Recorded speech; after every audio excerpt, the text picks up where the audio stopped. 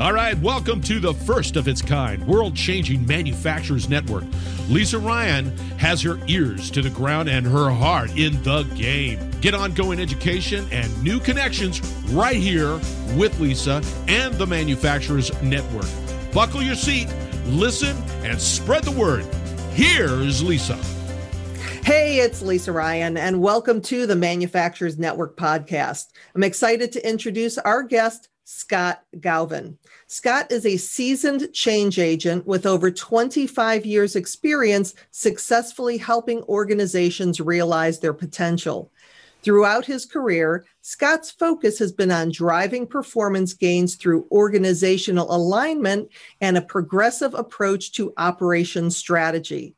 He has advised companies the world over and across a wide range of industries, including pharmaceuticals, biotech, consumer goods, medical devices, agriculture, packaging, legal services, banking, food processing, and industrial manufacturing. He holds a BA from the University of Massachusetts, an MBA from Boston University, and is a Six Sigma Black Belt. Scott, welcome to the show. Thank you, Lisa. It's a pleasure to be here. So share with us a little bit about your background and what has led you into the work that you do, particularly with lean. Mm-hmm. Yeah, early in my career, I worked for a small manufacturer and got a chance to play in a lot of different arenas and learned a lot about some of the issues that plague manufacturing companies. Early on, I realized that there was a disconnect between some of the change that we were creating and how we were creating that change. And over the course of many experiments that went awry, learned that one of the things that we struggle with is how to implement sustainable change when we're implementing and practicing our lean. And so one of the things that I've really focused, especially the last probably 10, 15 years, is how to create change, but in a more sustainable way, and really focused around the human element of the lean practices. Yeah, and that was one of the things that we were talking a little bit before we started the interview, is that manufacturers are pretty much familiar with lean. I mean, everybody at some point is doing lean, but you mentioned that a lot of them are only doing about 50% of lean. So what are they doing right, and then what's missing? Lean really comes from the work of the American executives who studied the Toyota operating model back in the 1980s. And they've adapted it to their own operating models. But there's two parts of that Toyota model. And one is continuous improvement, and the other is respect for people. Many equate the respect for people as being nice to people. And, you should be nice because that's the right human thing to do. But the idea of respect for people isn't about being nice. The respect for people part is really Toyota's operating mindset, forms their culture. So the respect for people pillar is about the mindset you establish that focuses on the human element of the change and how you're incorporating every stakeholder into the change equation and letting their skills, their talents, their knowledge, their experience inform the change itself. Most organizations, as I mentioned, get this wrong because they focus just on the continuous improvement side of these two pillars, and they just give lip service to the respect for people piece, and just implement the tools and then focus on creating cost reductions or productivity improvements. And why do you think that is? Do you think that they're thinking that this second pillar is soft, is those soft skills, and not contributing as much to the bottom line as the improvement, the continuous improvement, where maybe they can actually see those dollars, or where's the disconnect? Yeah, well, I think it all comes out of what's driving the need, right? So what's driving the executive is we've got to get our gains, we've got to get our numbers up, we've got to improve our performance. And so what are the tangible things that we can do, that we can see, that we can affect, that will drive those? And there's a lot of tools in the whole lean methodology that really help drive change that will ultimately affect reducing waste or increasing productivity. The problem is that a lot of those changes aren't sustained.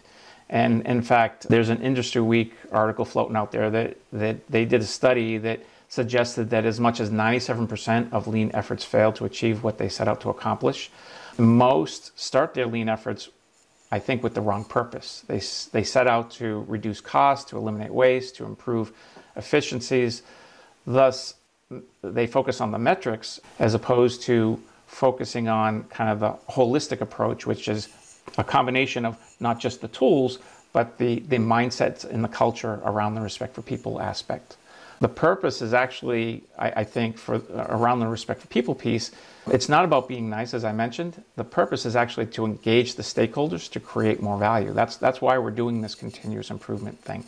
If we're focused on just reducing cost, well, then that's got a shelf life that's not very long. And this is why we often see a lot of, especially our clients who have called us back to help them. It's because they've done lean or they've had some lean initiatives. They didn't stick. The efforts aren't sustained, and so they're asking us, hey, help us with another approach to this. And often what we're seeing when we do an evaluation is that there's a lack of the understanding and implementation of the respect for people piece. It's interesting because you think with only two pillars that would be 50% each. 50% of the time we're focusing on continuous improvement, and then the other 50% is that respect for people. But for the companies that are making that mistake, what would you say that their ratio is? You mean as far as how much of the respect for people they're doing? 80% continuous and 20% people, or are they just not doing the people part at all because they're all focused on reducing those costs and getting lean? Yeah, I mean, what I've seen is the average. Let's just talk about there's really two kinds of organizations. There's organizations who have been doing this for a really long time and have kind of come around to understand what the respect for people piece is, and they understand that it is a mindset shift, it is a cultural shift, it's the way we operate as opposed to a thing that we do. The continuous improvement side are the things that we do. And so the immediate needs, obviously, we focus on the continuous improvement. So for the average organization, it's like 98% continuous improvement tools and maybe a nod to the respect for people piece. In fact, there's very few organizations that I've been to that I think really do a good job with the respect for people piece, because it really is a focus on the mindset and the culture of the organization itself. And what are some of the things that you advise your clients to start to do to get stronger in that respect for people aspect of lean?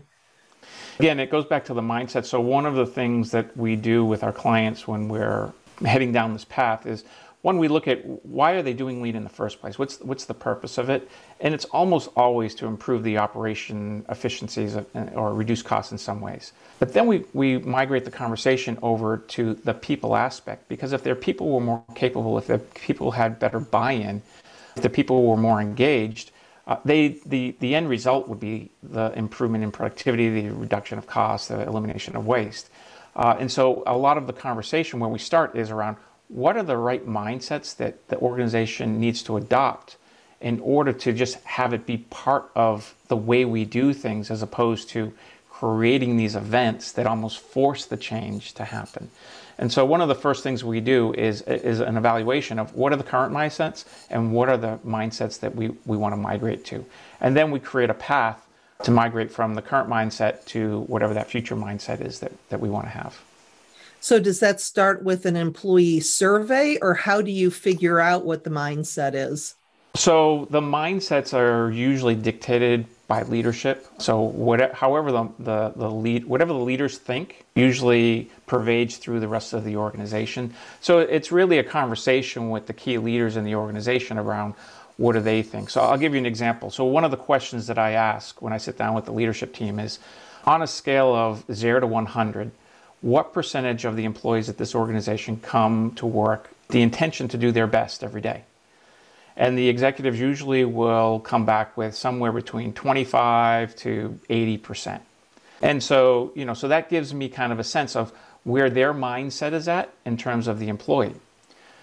What I start to describe to them is that, they should be thinking, the answer to that question is really 100%. Now, what they'll say to me is, oh, well, but I can tell you I know the guy that definitely doesn't come to do his best every day.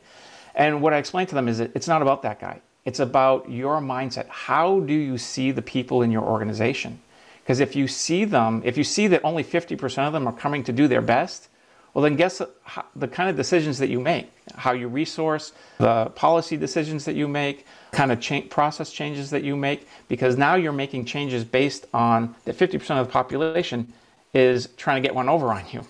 And so that just drives all kinds of waste in and of itself. So the first mindset shift has to be with the leadership, that every one of them comes to work every day thinking that 100% of the people are coming to work to do their best.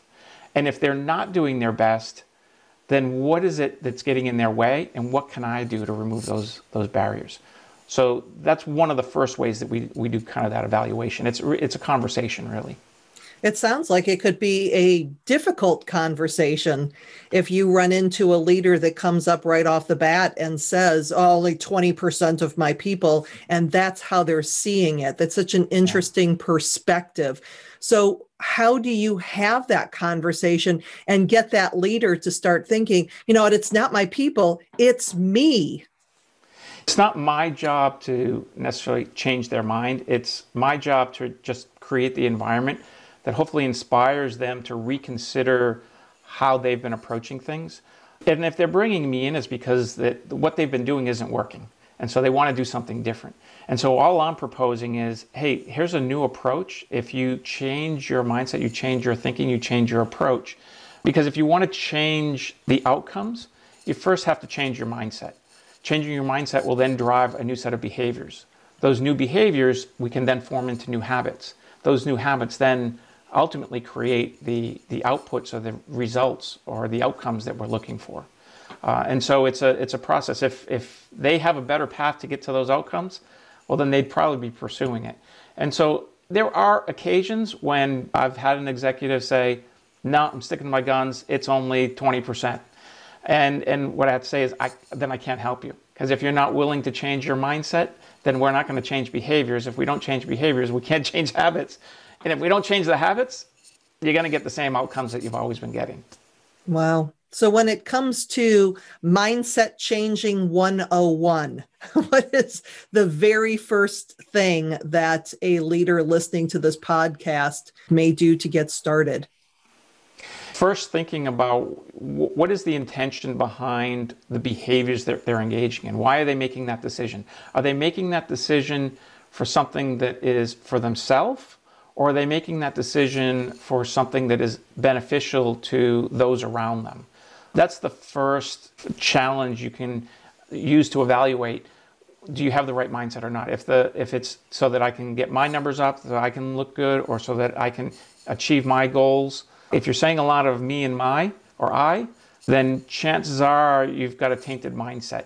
If you're saying to help my team, to help my people, to make it more effective, to get more of their voice into the conversation, to utilize more of their skills and talents and knowledge and experience, well, then you're probably on the right path. And so, there's degrees there that you can look at. But the first thing would be look at yourself and how are you evaluating the behaviors that you're engaging in? Are you doing those things for your intrinsic reasons, or are you doing them to help others around you? Yeah, it reminds me of going through sales copy or speeches or whatever, and basically doing eye surgery on it, where you're removing all of those eyes and looking at the needs of that customer, that prospect, that audience member. That is a really good beginning step for people, is to do some eye surgery. Yeah. The other thing I always come back to is, in these change efforts, we always talk about getting buy-in. And another thing that I think leaders can do is improve their odds of success by getting better buy-in. And buy-in really is a combination of creating clarity and listening. And so if you want people to buy in, first, they've got to understand what they're buying into. And leaders just don't do a really good job of creating that clarity. You're on a need-to-know basis, and right now you don't need to know. And that just doesn't work for just about any change effort. The second is listening, and people need to be able to express their concerns, their fears, their disillusionment of whatever the change is. They need to have a platform where they can disagree, debate it out. Now, once they've had that moment that they can have that conversation and their voice has been heard, and we've had that conversation and talked about why they don't like the idea or why they don't like the change, there's a much greater chance that they will commit to that change, even if they disagree with it, because they understand what the change is for and their voice has been heard. So they've been at least able to express their concerns or their reservations about the change.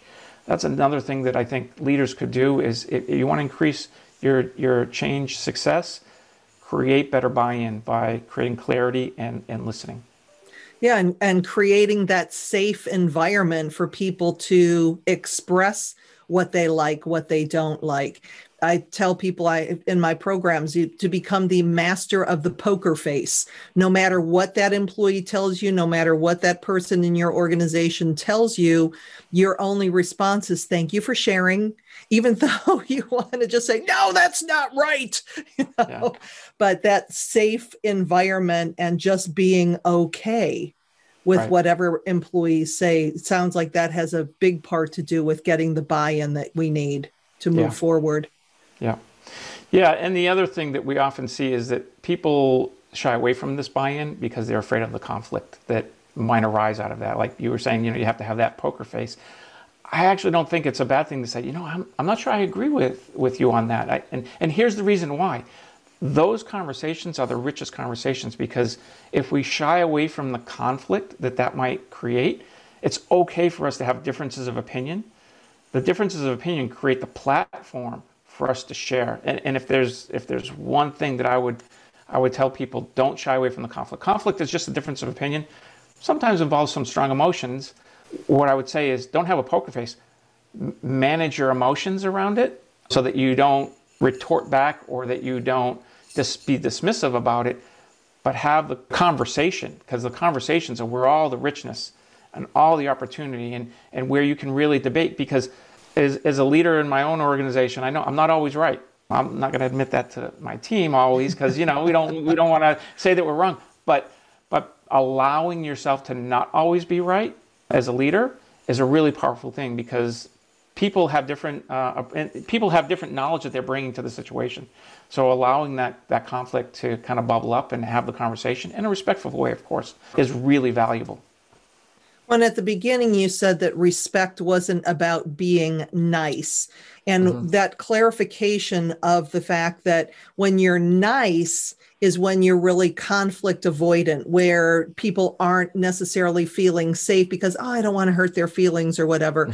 But respect comes from the opportunity to share a difference of opinion and still like each other, or at least be polite to each other at the end of the day.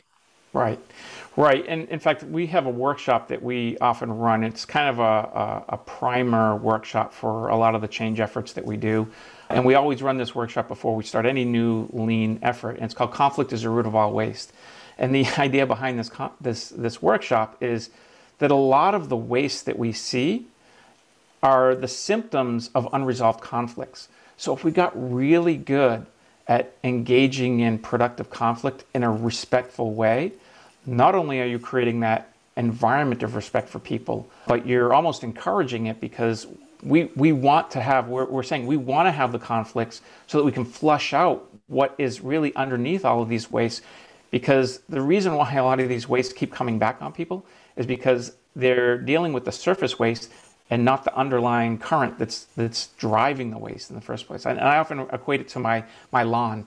The lawn comes up and it looks beautiful, and then all of a sudden I start seeing the weeds. And so what do? I mow the lawn. Now the weeds are gone and my lawn looks beautiful. And then 2 weeks later, we get a little bit of rain, and 2 weeks later, the weeds are right back. And what we often do with our Kaizen activities or our lean activities is we mow the lawn. So we knock down the waste, but they just keep coming back because we haven't actually addressed the fundamental root that's at the root of that waste, which is that unresolved conflict. And if you're practicing respect for people, you're willing to go at the root, not just cut the surface waste. Wow, that is a really powerful explanation of getting to the root of that. Well, we're getting to the end of our time together. So, Scott, what are some of the ways that you serve your clients, and what is the best way for people to get in touch with you? Our practice really revolves around three kind of key pillars. One is helping organizations develop strategies to grow their businesses. And so that then kind of leads into the operation components where we do help organizations with their lean efforts. And the third piece is around the culture or organizational development piece. What we find is that all three are connected. If you've got a good strategy, then that strategy can inform the way you're going to operate. And in order to support the way you operate, you need to have a good culture. And so we help organizations in the kind of where those three meet. Best way to learn more about myself or my organization is to go to our website, Macresco, MACRESCO.com. And there's a ton of information about kind of our models, our approach, and there's a way to contact us right there. Well, wonderful. Well, Scott, thank you so much for sharing your wisdom and insight when it comes to lean and that respect for people. It's been a blast catching up with you. Thank you, Lisa. It's been a lot of fun. I'm Lisa Ryan, and this is the Manufacturers Network podcast. See you next time. Thanks for listening. Hey, do me a favor. If you like what you've heard, please subscribe and give us a 5-star rating. Also, feel free to share the podcast with your friends and colleagues so we can grow the network and connect more fantastic folks just like you. You can either go to the website at manufacturers-network.com or share the podcast on your LinkedIn, Facebook, Twitter, Instagram, or wherever you and your industry friends hang out. The bigger and faster we grow this network, the stronger and deeper community we will have. I appreciate you. Thank you.